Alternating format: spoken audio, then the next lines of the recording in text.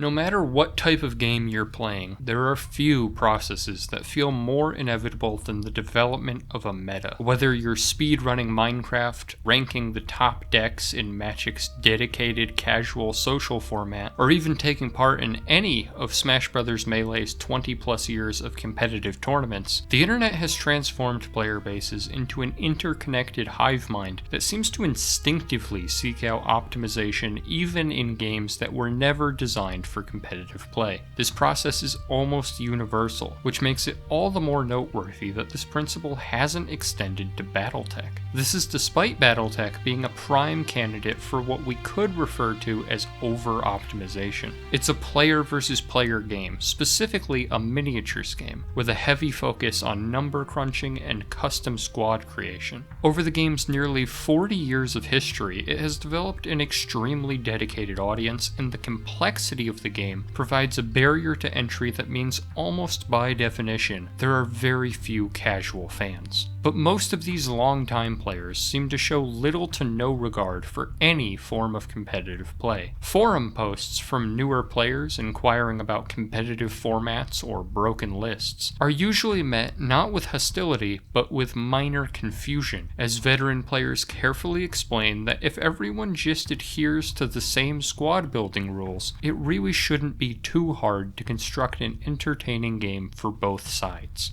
Once in a while, you'll even see a comment describing an oppressive build that players should stay away from, unless they want to be seen as rude, phrased in a way that suggests the commenter views the meta as something to avoid. From an outside perspective, this lack of competitive play can be a little bit puzzling, but it gives Battletech a number of unique advantages compared to similar games. A game that can rely on its player base to self-regulate in the face of design issues doesn't need to exhaustively manage officially sanctioned formats, or repeatedly redesign the game as it gets solved. Without the need to compromise between competitive and casual players, Battletech has managed to remain relatively unchanged for decades, and has escaped the multitude of rule changes that gradually transform beloved systems into entirely new games.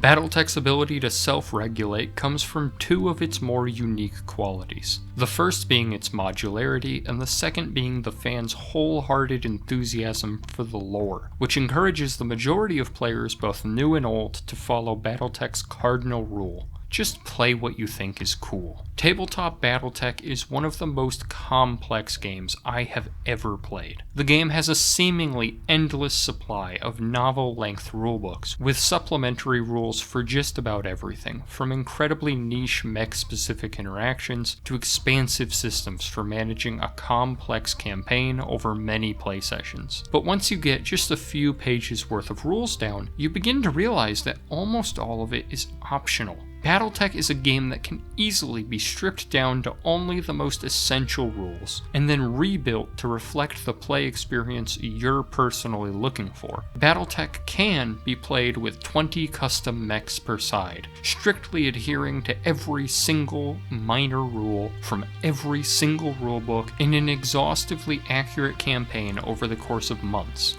Or two people with an extremely basic understanding of only the core rules can put two stock mechs on the kitchen table with a printed out grid map and a few record sheets and play a game that is simultaneously identical and incomparable to the game being played by the first playgroup. This lack of consistency from playgroup to playgroup is certainly a part of the problem with competitive Battletech, but the much bigger barrier is how closely Battletech's popularity is tied to its lore. It's certainly not uncommon for the fan base of a franchise like this to be attached to the lore. But what is uncommon is just how much that lore impacts the actual design of the game. Battletech is not meticulously balanced with fair play in mind. Sometimes mechs are overwhelmingly strong, because the faction that built them had access to better technology at that point in the lore.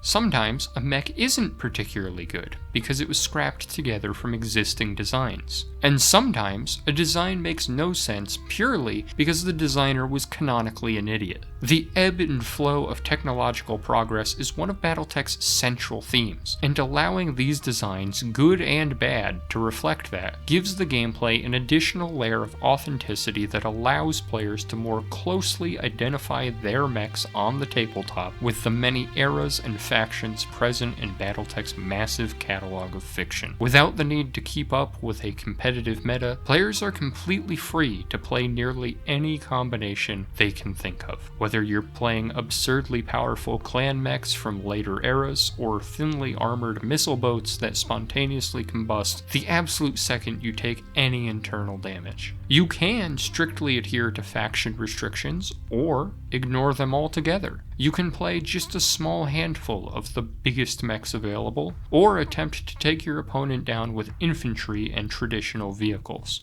Battletech is far from the most balanced game I've ever played, but it's gotten so much more in return. Not just lore accuracy, but more complexity, more options. Battletech is one of the most unique games I've ever played, not only because of its mechanics and setting, but because so few games manage to avoid the temptation to engage in an endless, iterative process of reinvention. So many games self-cannibalize in an attempt to evolve faster than the game can be solved. But Battletech's approach of just giving up the fight and putting balance on the back burner has shown a bit of a valuable truth. If the game is fun enough, sometimes players will find more fun in options than optimization. And as competitively minded as I am, and as much as I wonder what a new competitive format would look like today, I can't quite blame Battletech players for lacking any real interest in giving up their unlimited freedom of choice.